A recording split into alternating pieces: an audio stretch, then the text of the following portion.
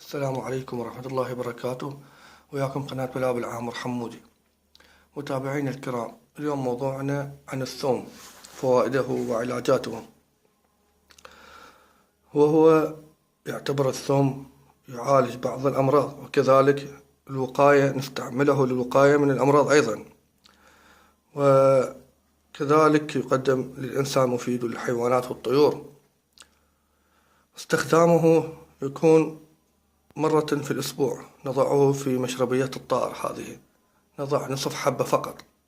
وأكو طريقة ثانية أن نغلي بالماء لتر ماء مع حبة كاملة، وهو يعتبر مضاد حيوي من الفيروسات والالتهابات، وكذلك يخلص أمعاء الطير من الجراثيم ويطهر الحنجرة، ويقضي على الشحوم داخل أمعاء الطير. إخواني، مرات الأكل ببكتيريا هاي، فبوعاء الطير الشحم الطعام، فهذا الثوم يعتبر يقضي على التشحم، وهو يعتبر منشط جنسي ويزيد الإخصاب. يعني نستخدم هذا الثوم في أوقات التزاوج لدى الطيور والبلابل، نقدمها إلهن بمشربية الطائر.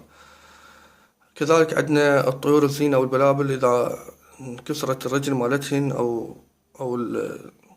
أو الجناح، يعتبر مهدئ، يسكن الآلام مال الطائر، وكذلك مطهر للفم من الجراثيم. إخواني، هسه نجي على الحمام الطائر. أيضا نستخدمه في سباحة البلابل. نضع حبة كاملة في حمام الطائر. زين إخواني، شنو فائدته؟ نضعه 3 ساعات إلى 4، ومن ثم نسبح الطيور أو البلابل.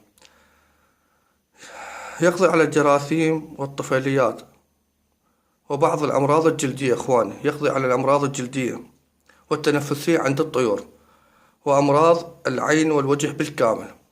يعني مفيد أيضا إخواني، مثل ما قلت بالبداية، يفيد إذا نضعه بحمام الطائر، أو نضعه بمشربية الطائر، أو نغلي لتر ماء مع حبة كاملة، ويقدم مرة بالأسبوع.